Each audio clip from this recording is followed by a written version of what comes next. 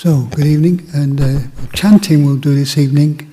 The first part of the evening chanting in English on page 19, followed by the reflections on universal well-being on page 41, also in English.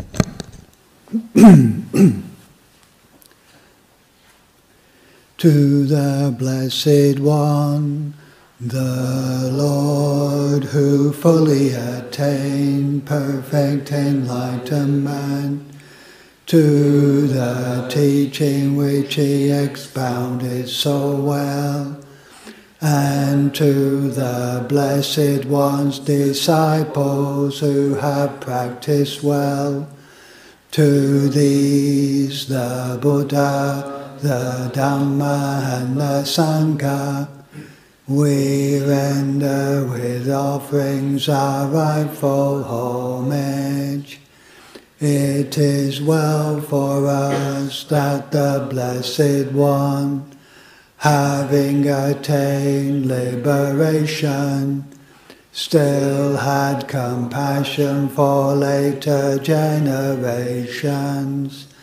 May these simple offerings be accepted for our long-lasting benefit and for the happiness it gives us.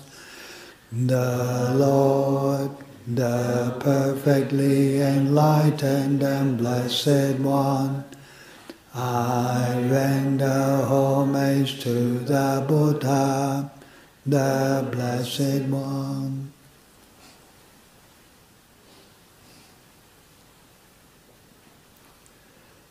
The teaching so completely explained by him, I bow to the Dhamma.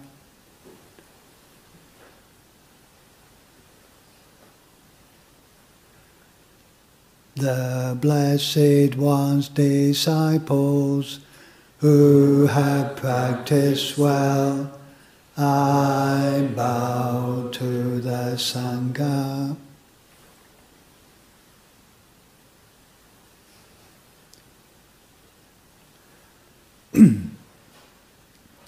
Now let us pay preliminary homage to the Buddha. Homage to the Blessed, Noble and perfectly enlightened One. Homage to the Blessed, Noble and perfectly enlightened One. Homage to the Blessed, Noble and perfectly enlightened One.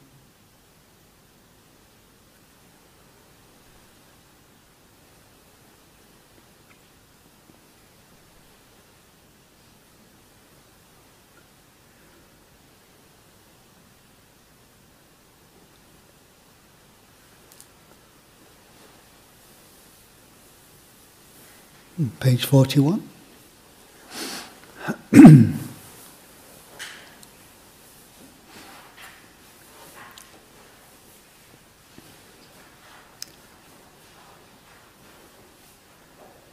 Now let us chant reflections on universal well-being. May I abide in well-being, in freedom from affliction, in freedom from hostility, in freedom from ill will, in freedom from anxiety, and may I maintain well-being in myself.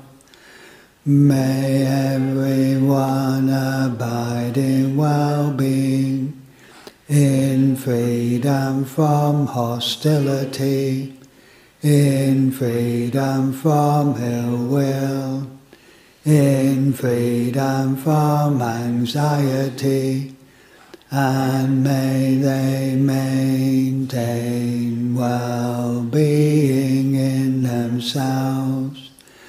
May all beings be released from all suffering, and may they not be parted from the good fortune they have attained.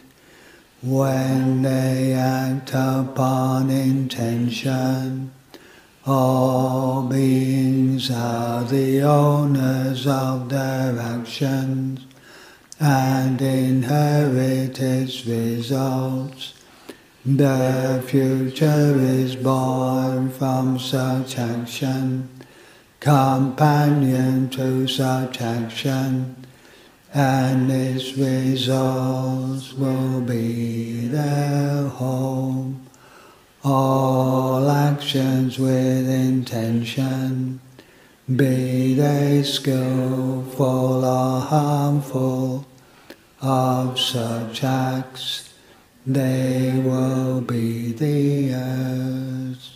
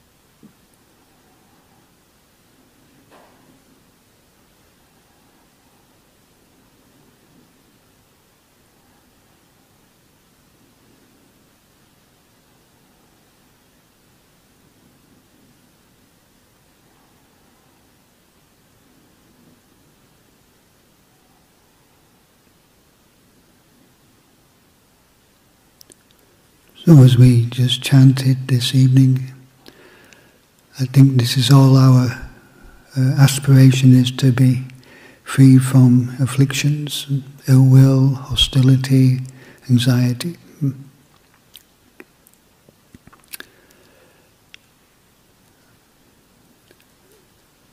And the practice of meditation, we hope, will support this happening on the level of the heart and mind.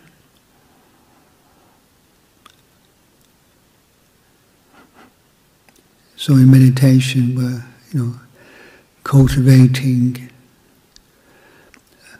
qualities that help us to sort of acknowledge some of these mind states and how to practice in a way that allows us to abandon them. So I say meditation is not so much about getting something, but more about letting go of something. Letting go of afflictive mind states. And also it can be also cultivating wholesome qualities of mind through certain contemplations.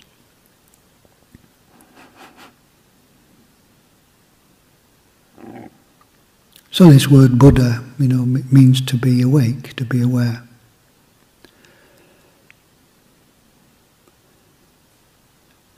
And cultivating this inner Buddha is, about, a period of meditation is turning our attention more inward. To really experience and understand more clearly what is happening in mind and body in this present moment. Normally, our normal mode of operating is thinking about this and very much involved in external things and planning and doing and busy. So now we're sort of turning things around a bit, just turning our attention more inward.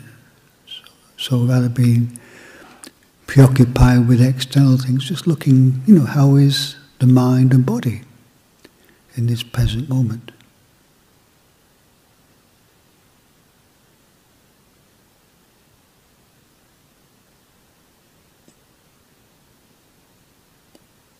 So how is the experience of body in this present moment for you, for us?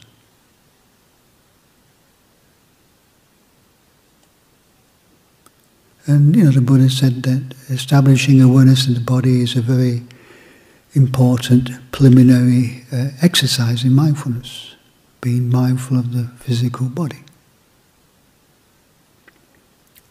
which gives us a foundation for mindfulness to develop, and also from that the wisdom to develop.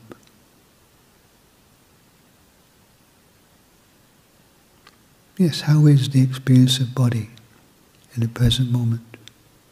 And one way we can awaken to the experience of body is maybe just to sweep through the body with our awareness.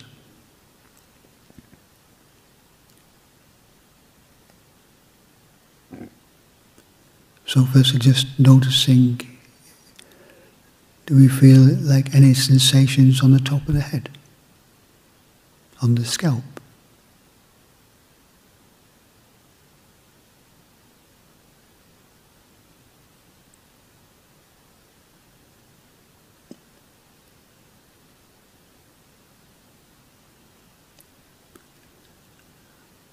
Bringing our awareness down to the forehead.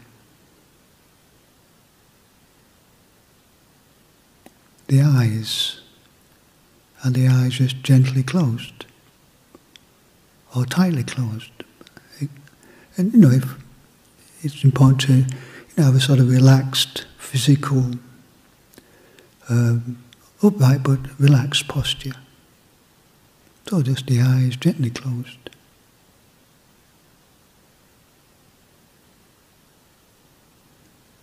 The face relaxed, not clenching the jaw. Sometimes clenching the jaw can be a symptom of, making too much effort, too much willpower in our meditation. So just keeping the face relaxed.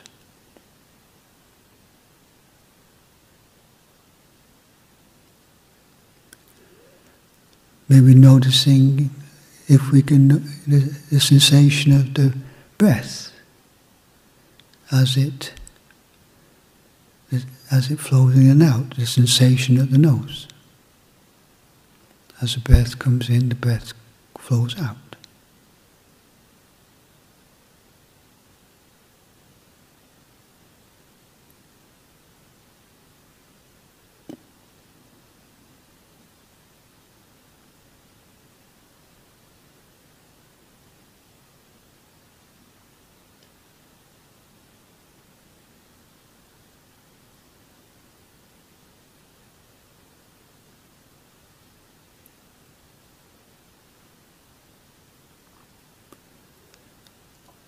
Sweeping down the throat, noticing any sensations around the throat.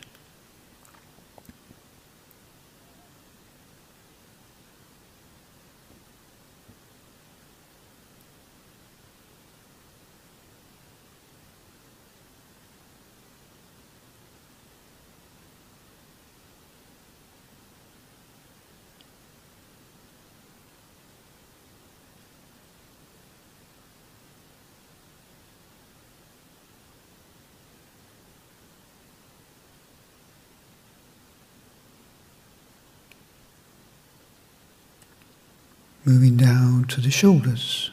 Are we holding tension in the shoulders?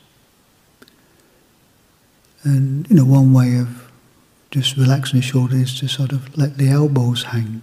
Just let the arms hang.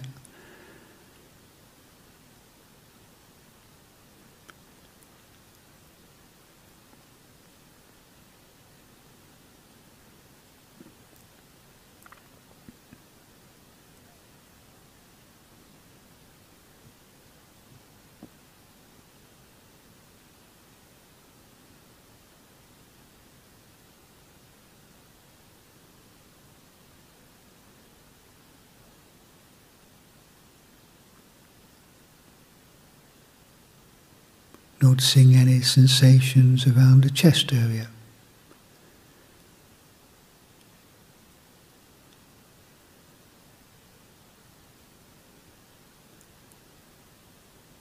This is an area sometimes we can feel some sort of tightness sometimes.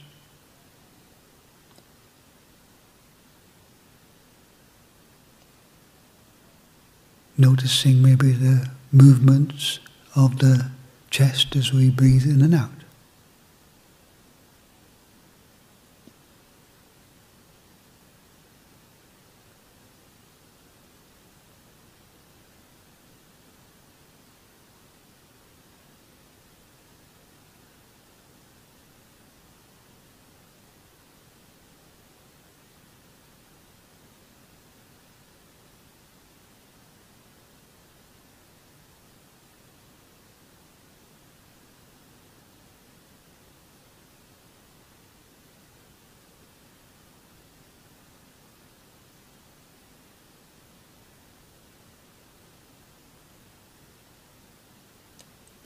Moving our awareness down into the sort of solar plexus and stomach area.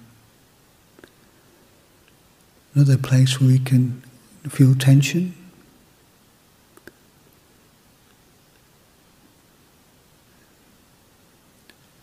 Again, we might also notice some movement due to the in and out breathing, the rising and falling of the abdomen.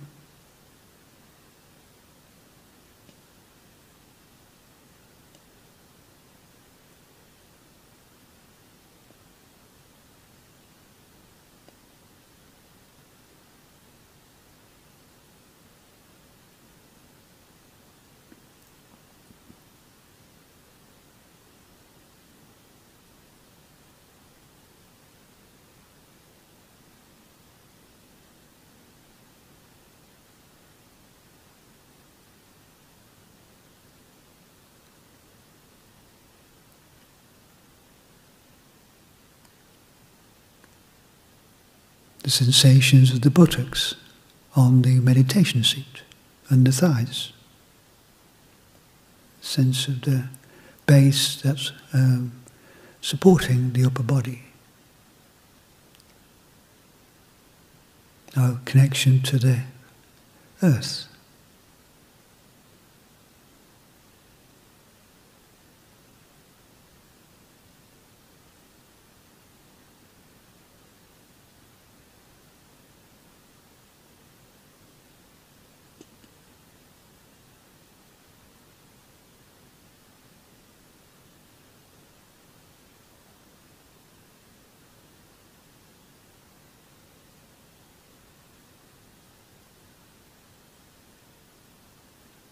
So just sweeping through the body like this is like the Buddha described this as like tethering the mind more into the present moment, bringing it into the present moment.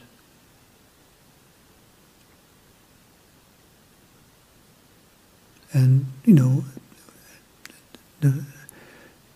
if we're experiencing some physical sensation, that means to some extent we're in the present moment. Of course, when we get caught up in thinking in terms of time, we lose that bodily sense.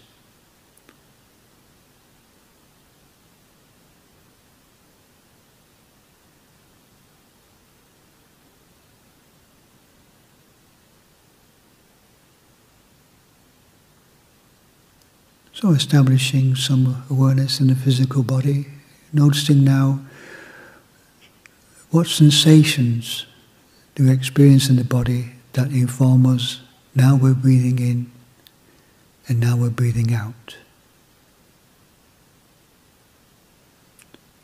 So this could be at a particular place in the body, or a general few places in the body. We might notice just the sensation at the nose or the abdomen, or both.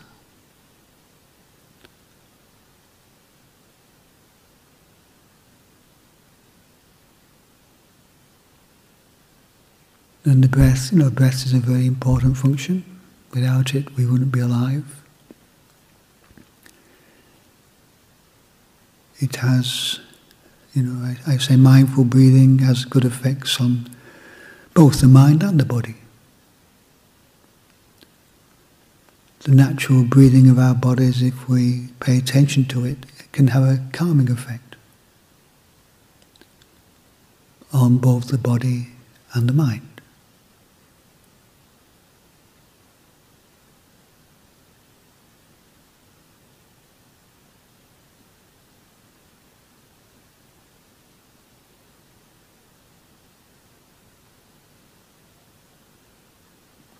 In one way we can just feel the good energy of the breath filling the whole body with vitality and life.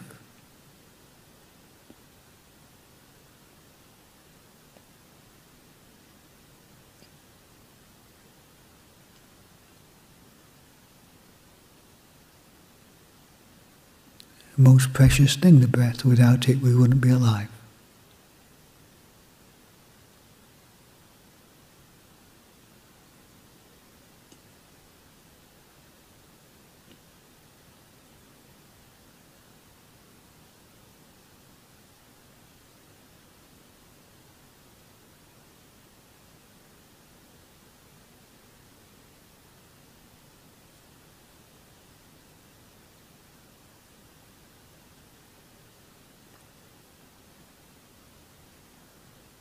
Now don't expect our awareness to be able to completely stay with the breath, but using it as a way to keep us a little more in the present moment. So thoughts will come, but how not to get carried away with the different thoughts, but just keep on just gently bringing our awareness back to the breath and being aware in the present.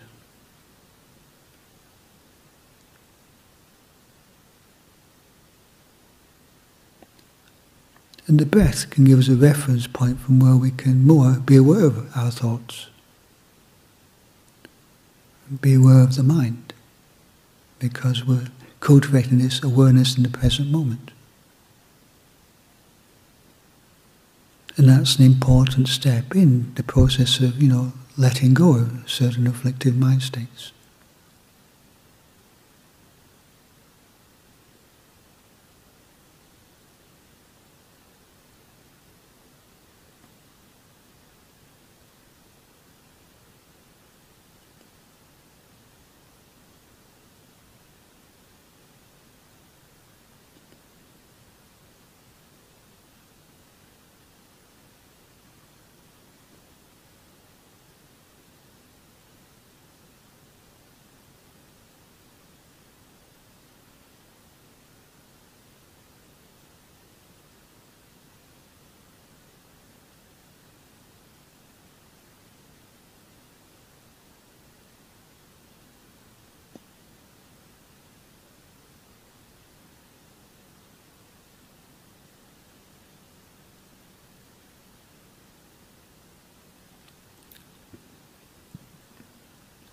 It's important in the process of meditation to have a more accepting attitude towards what we're experiencing. So even if it's something unpleasant, just to accept that. So I like, to me, the expression is like to breathe with the experience of the present moment, whether it's pleasant or unpleasant. And be aware, be awake to it.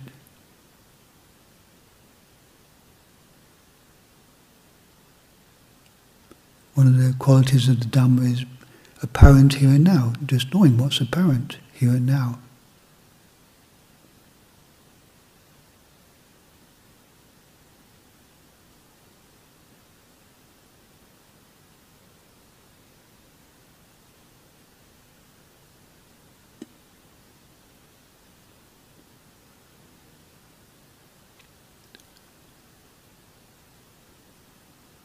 So being accepting is not judging, just being with the way it is.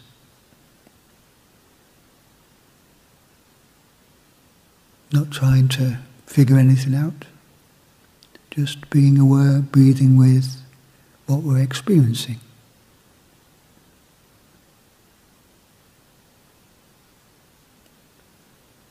Nothing to get rid of, just being awake to what is.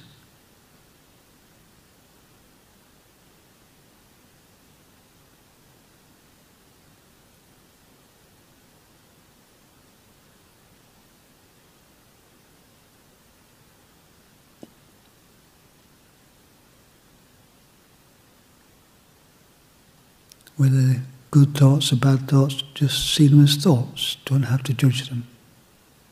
Thoughts that are just arising and ceasing in the present moment.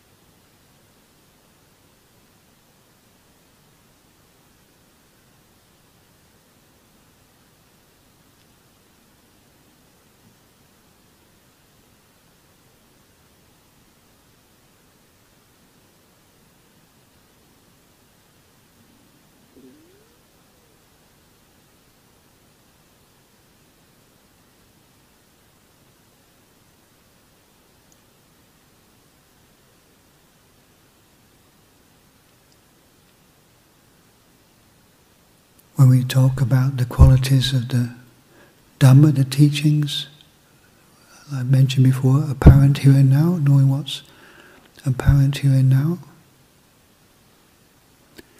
Timelessness, thoughts about time, but awareness is more about timelessness. Awareness that goes beyond time. Time arises and ceases in awareness. It's beyond time.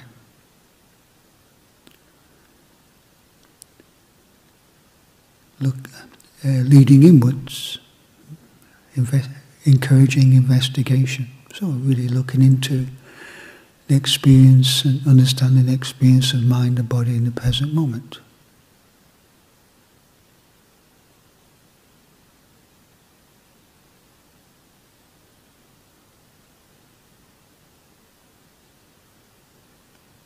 And how's the body in the present moment?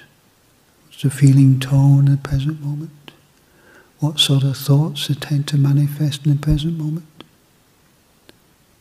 What's the mind state of the present moment? Bringing awareness to these, we say that these are what we call the foundations of mindfulness. Things we awaken to.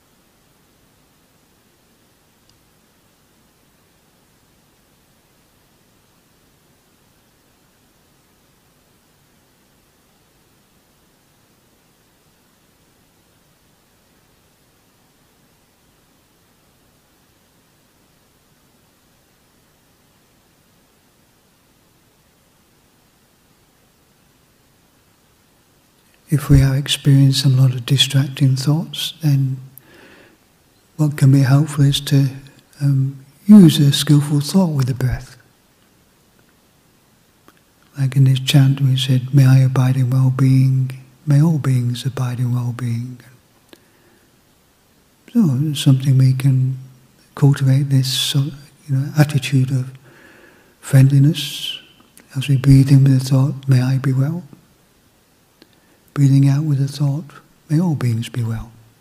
So something we can do is to use a skillful thought with the breath to keep us more in the present and cultivating a skillful attitude.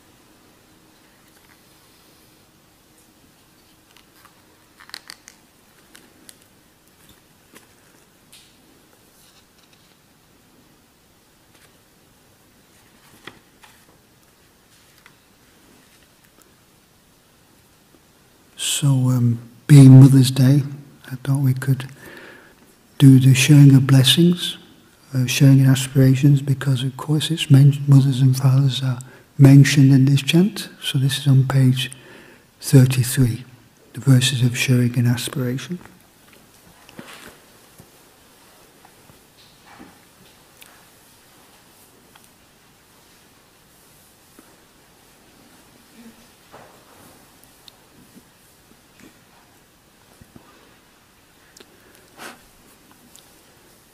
Now let us chant the verses of sharing an aspiration. Through the goodness that arises from my practice, may my spiritual teachers and guides of great virtue, my mother, my father, and my relatives, the sun and the moon, and all virtuous leaders of the world, may the highest gods and evil forces, celestial beings, guardian spirits of the earth, and the Lord of Death, may those who are friendly, indifferent or hostile, may all beings receive the blessings of my life. May they soon attain the threefold bliss and realize the deathless. Through the goodness that arises from my practice, and through this act of sharing, may all cravings and aversions quickly cease, and all harmful states of mind, until I realize Nibbana in every kind of birth. May I have an upright mind, with mindfulness and wisdom, austerity and vigour. May the forces of delusion not take hold, nor weaken my resolve. The Buddha is my excellent refuge. Unsurpassed is the protection of the Dhamma. The solitary Buddha is my noble guide. The Sangha is my supreme support. Through the supreme power of all these, may darkness and delusion be dispelled.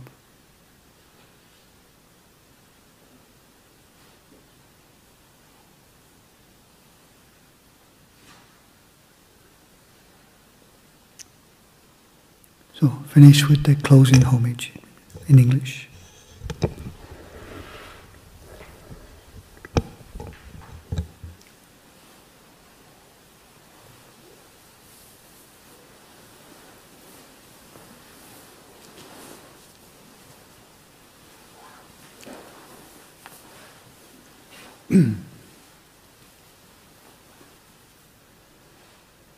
The Lord, the perfectly enlightened and blessed One, I render homage to the Buddha, the Blessed One.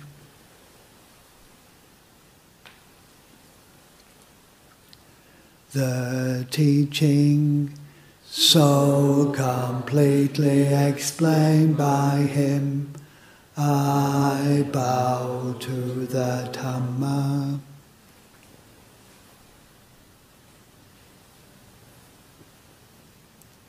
the Blessed One's disciples, who have practiced well.